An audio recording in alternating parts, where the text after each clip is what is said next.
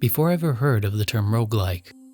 I had already played and had become obsessed with several games in this genre. In these games, you're dropped into a randomly generated level, fighting off enemies and collecting power-ups until your health drops to 0, ending your run. On paper, this description can sound a bit generic, being applicable to almost any game ever made, with the only thing really standing out being the randomly generated levels. When I would recommend these games to friends, I would describe them as arcadey.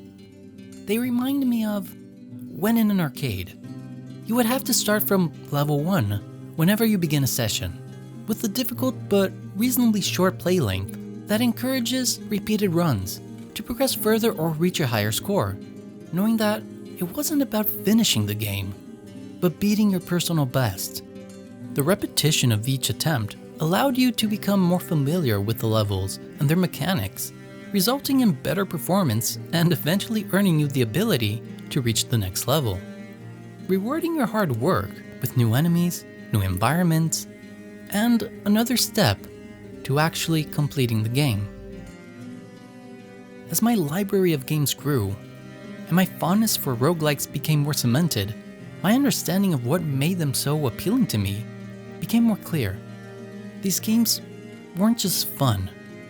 They weren't just tough. They were addictive.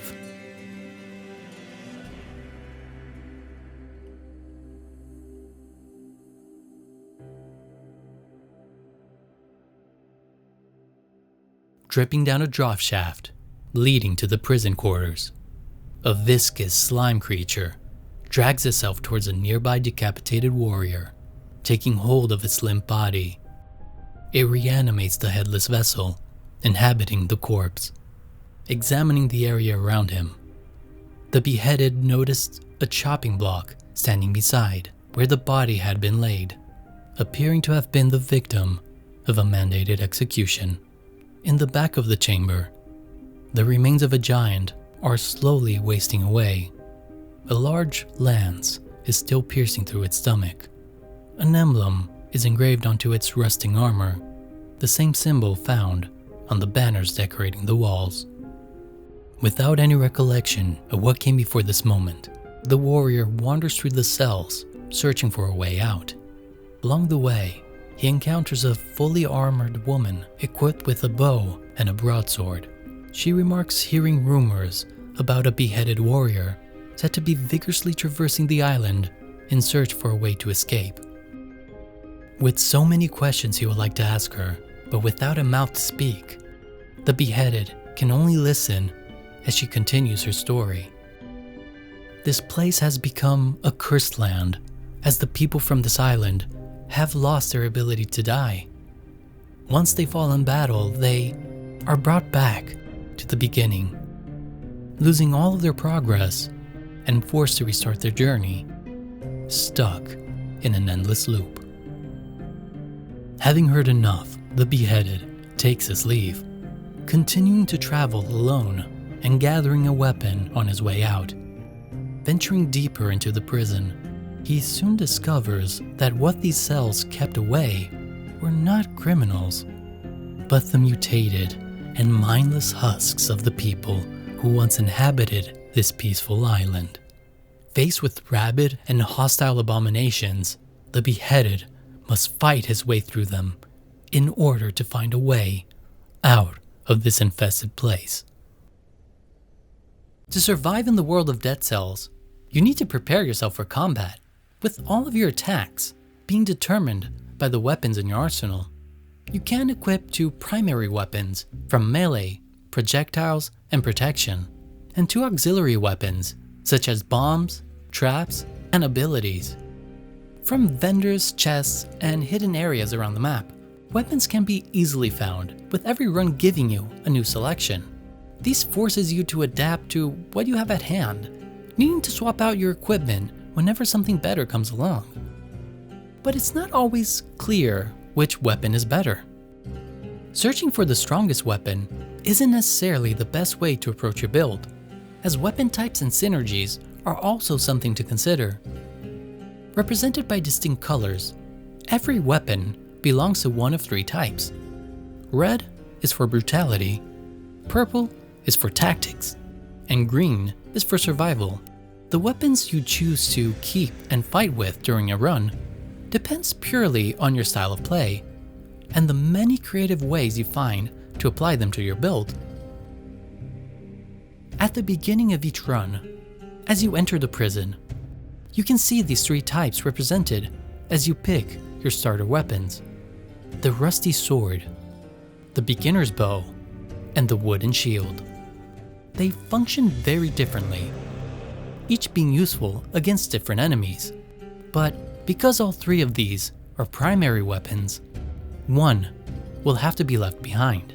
And here's where you are introduced to one of the core themes of Dead Cells: choice and sacrifice.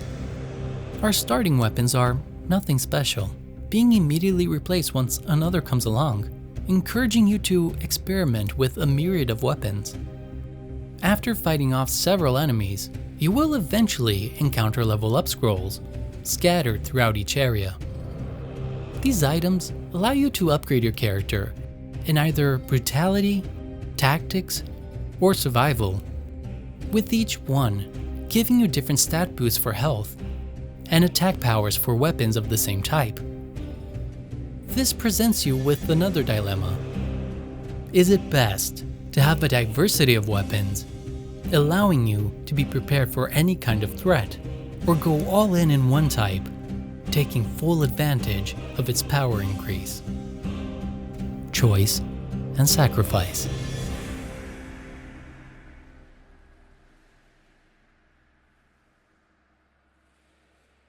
Tired, beaten, and low on health, the beheaded warrior scurries his way to the sewers in an attempt to hide from the mindless creatures attacking him. Dropping down a piping system, he is left dizzy from the impact. As he scrapes himself off the ground, he notices someone in the distance, a robed figure tampering with a vast selection of vials and test tubes in a shabby makeshift laboratory. Noticing that his consciousness is still intact, the warrior cautiously approaches to better understand what is happening. The man in the hood addresses him with familiarity, presenting himself as the collector and promising the warrior new weapons in exchange for the cells of the creatures he has vanquished. Needing all the help he can get, the beheaded trades all of the creature's remains splattered across his armor, gathering enough samples to exchange out his weaponry. Now, better equipped, the beheaded continues on his journey. Navigating through the sewage, he encounters a pipe, pouring body remains onto a pile of corpses. From within, an unusual-looking creature leaps out, with a massive bag strapped to his back. He presents himself as Gillian, a master of mutation, offering to alter his vessel with some of the parts he has gathered from other corpses. Swayed by his charm and needing an edge, the beheaded warrior throws caution to the wind, allowing Gillian to implement his mutations. Noticing the beheaded's frail state, Gillian points him towards a special elixir that may heal his ailments. Approaching a huge vial containing an odd, bacteria-looking specimen encapsulated in an orange glowing liquid, the warrior pours the substance into a flask and downs it in one gulp without hesitating. Shockwaves shoot up and down his body, re-energizing him in an instant, and making the beheaded battle-ready once more. Crawling out of the toxic waters of the sewer, different types of creatures emerge, allowing the warrior to try out his new weapons. Between the screams of the mutants, a voice was heard, echoing through the tunnels. Locked behind the bars of a canal, the beheaded is called upon by a mysterious person, asking him for a favor. Somewhere in the sewer, they believe to have lost a rune, being it the only thing that can free him from their imprisoned state. Unsure about aiding this request, the beheaded heads off, continuing his own crusade. Amongst the seamlessly endless pipelines and the toxic fumes, the sewers started to take their toll on the warrior, turning his actions erratic as he rushes to find the exit. evading the creatures as he runs past, with an ever-growing mob of mutants taking chase and chipping away at his health. The warrior understands that he needs to immediately surface, completely abandoning his search for the rune. Emerging from an exposed pipe, the beheaded finds himself in a dense forest. Amongst the trees, cages hang from above, their sizes far too large for birds. Chains wrap around their branches with decaying remains dripping from them. Understanding that this place is no safer, the beheaded continues to run. Past the shabby cabins holding mutated creatures, past the elevators descending back into the depths, and past the tortured bodies displayed for all to see. Blindly traversing with haste and carelessness, the warrior fails to notice a trap, falling into a large pit, with the walls too high to climb out of. Surrounded by dirt and guts, the only noteworthy thing with him is a strange gravestone that begins to glow. Crawling out of the ground, a large mutant emerges, much bigger and stronger than anything the beheaded has yet confronted. Without the option to run, and the vile creature enraged at the sight, the beheaded has no choice but to fight for his life. Using all of the weapons at his disposal, and assisted by his mutations, the warrior engages in battle with aggression, relentlessly slashing at the creature, only stopping once the enemy has fallen. From within the monster, a special stone is found. Inspecting it, the beheaded recognizes it as a rune, just like the item the trapped stranger mentioned. As he holds it closer, the warrior is granted a new ability, allowing him to sprout a tall and sturdy vine from the soil, escaping the pit and continuing his journey.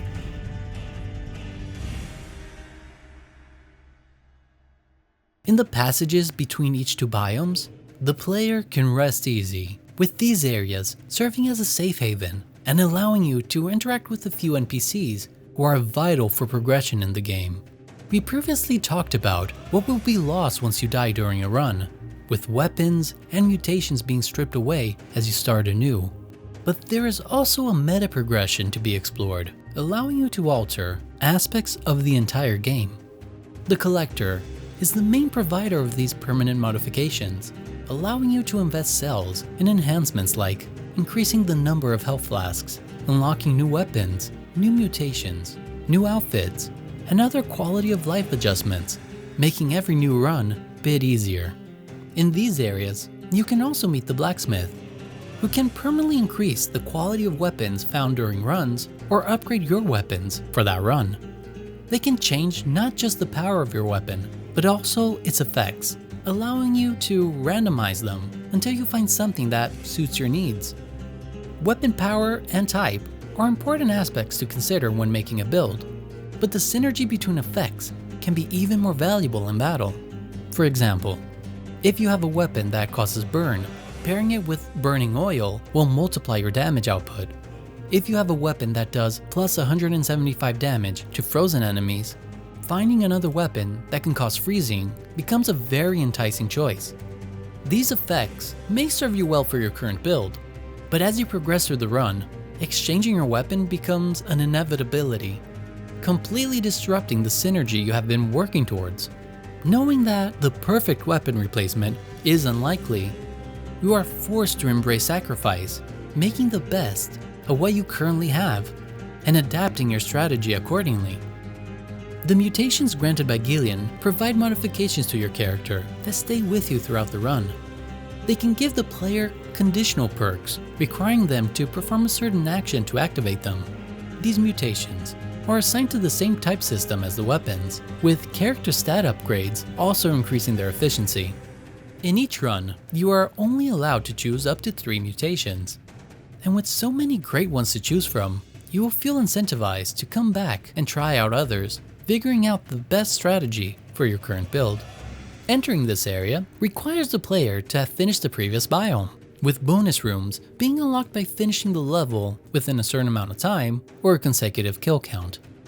Inside each room the player is rewarded with some cells and a weapon that they can choose from. It is very unlikely to meet both requirements, meaning that if you want a prize for completing a biome, you either rush past all enemies and items and search for the exit, or risk falling in battle by hunting down every last creature. When people talk about roguelites, they tend to focus on what is gained and lost within each run, because it can be very exciting to find a combination of upgrades that ends up making you virtually invincible, completely breaking the game. Or you might have the misfortune of only finding items that don't work well together, forcing you to rely on your deep understanding of the game and its mechanics to stay alive despite your disadvantage. But these are individual instances of a far wider progression. The repetition of dying and starting over is the gameplay loop, which serves to progressively move both the game and the player further into the world, revealing little by little more of its mechanics and story. This is best exemplified by the runes collected throughout your journey. Once found, they permanently give the player a new ability, allowing them to explore more of each area and granting them access to new biomes. With every new environment unlocked, more of the world can be uncovered by examining the background and reading notes left behind, recounting the events that led to this island's demise.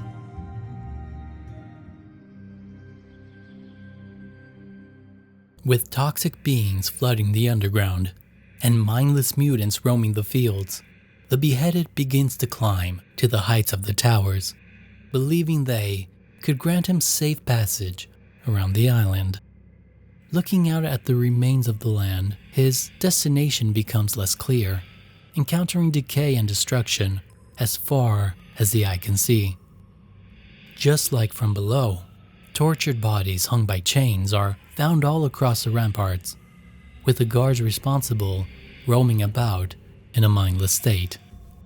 As arrows fly through the air, the warrior needs to flee from sight, hopping from tower to tower and encountering more enemies as he continues. With a height too great to jump down from, he finds himself stranded amongst the clouds, swarmed by mutants.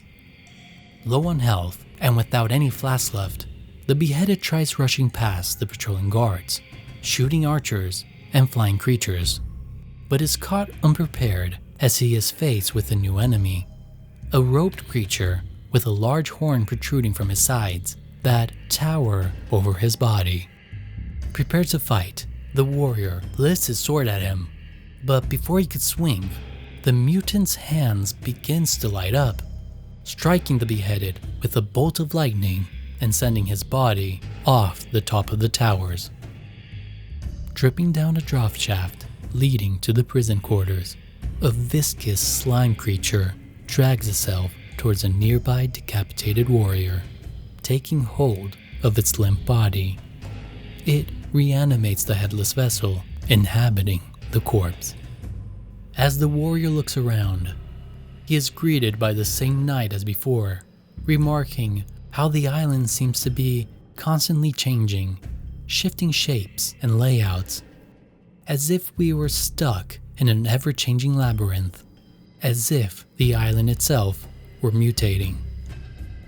Eager to escape this hell, the beheaded continues on its way, deeper into the prison, but before he ventures too far, the knight tells him to take it slow and learn the patterns.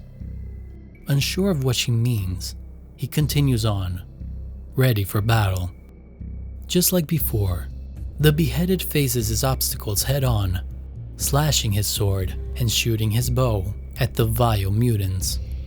But between blows, he begins to notice that these mindless creatures have very little variation in their actions, becoming much easier to predict and evade.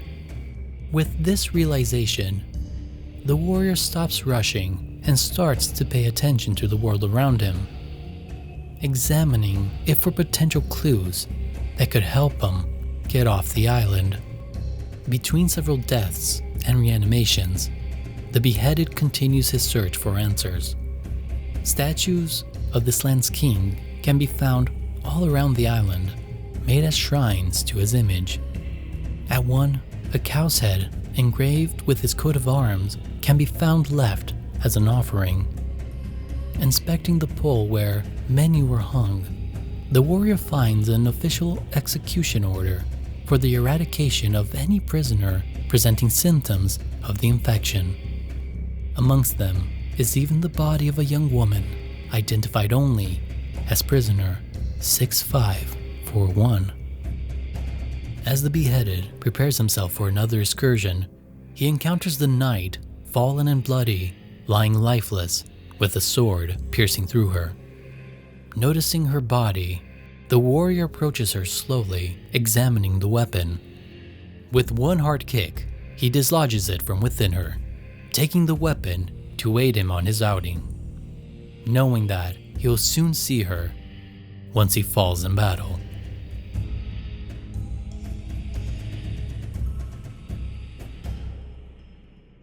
Dead Cells may not be known for its story, but there is a lot to be discovered and pieced together from the environments, telling a tale of an egotistical king taking drastic actions to stop a plague from destroying his kingdom, and, despite everything, failing to do so. As we pass through these biomes in every new run, we may encounter an agglomeration of candles, indicating a point of interest with something to interact with that expands the story in some way. Even though your runs have a timer keeping track of your speed and progression, it remains paused in these zones, not just allowing the player to check them out without punishment, but also incentivizing them to take their time as they examine them. This allows the player to truly take the information, immersing them deeper into the world. But in all honesty, I wouldn't be surprised if most people who played this game had no idea what the backstory even was, because the reason people enjoy and get hooked on Dead Cells is its addictive gameplay and progression, leaving you, even after dying, wanting to play just one more run because you're so close to unlocking an upgrade that will make future builds significantly stronger. The allure of a good roguelike is the satisfying feeling of obtaining new and better items, upgrading your character in a way that gives you a noticeable advantage, allowing you to believe that perhaps this time you may actually beat the final boss. But the kind of excitement players find in roguelikes don't come from steady or linear progression. The hook comes down to luck and our irrational relationship with it.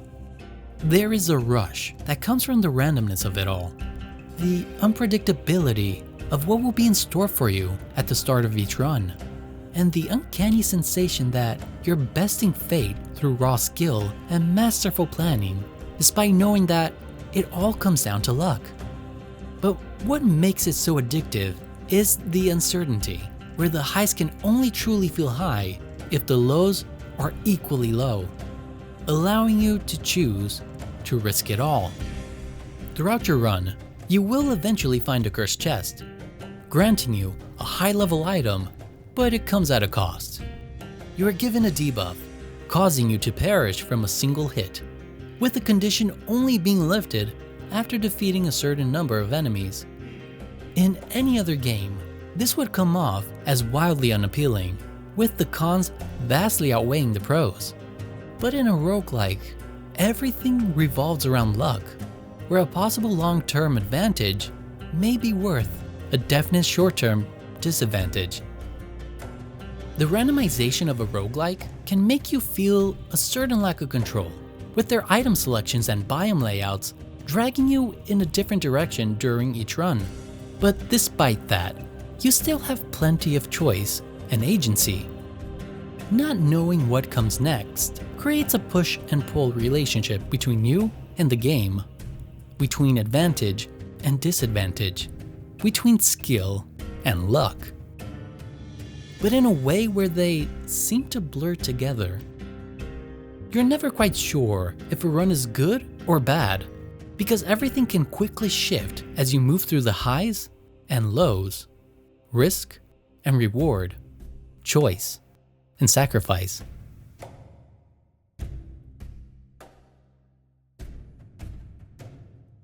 Roguelites are possibly my favorite genre of video games. No matter how simple the gameplay may be, I immediately become obsessed, wanting to explore the mechanics and synergies to see what is possible, testing optimizations, exploits, to figure out the best course of action to finally beat it, almost as if it was a puzzle to be solved. With this line of thinking, its random nature should hinder my enjoyment. However, it's the opposite. I adore how quick and easy it is to just jump back into the game, to play a round or two whenever I have some free time, while also contributing to a larger progression overall. The luck factor of these games forces me to constantly adapt to what I'm given, taking items I may never use otherwise and not allowing me to limit myself, but instead encouraging me to always try something new. I'm not a fan of competitive games, grindy games, or any type of game that requires a high skill level to be properly enjoyed. But when it comes to roguelikes, I find myself saying, just one more round, as I continue my hunt for new items while endlessly trying to reach the end, getting a bit closer with each attempt. The element of luck is an incentive to try again, because perhaps this time I will be blessed with better items. Luck also gives me permission to fail, because it wasn't my fault. I was just dealt a bad hand. I'm also not immune to the rush of feeling invincible with a good build. Knowing how bad a run can go, having the chance to revisit a boss that always gives me a hard time, and taking my revenge is incredibly satisfying. These games are built around dopamine rushes. With so many items to find, chests to open, and even secrets to uncover. With every death, you're left with the feeling of unfinished business, knowing that there is always more to acquire, discover, and achieve, tempting you to jump back in. While recording footage for this video, I found myself starting new runs, believing I had barely played, without realizing that I had captured hours and hours of gameplay. I was finding new bosses I had never fought before, biomes I have never explored, and getting swept up in the moment-to-moment high-stakes decision-making, not wanting to mess up now that I had made it so far, chasing that exhilarating feeling with every run, and pondering over every action I did and didn't take that led me to my demise. So, as you conclude this video that you clicked on, or maybe it autoplayed after the previous one, I would like you to consider some of the decisions you have recently made and which ones were made for you. Think about the benefits of your choices and the consequences of your sacrifices. Consider your trajectory in life.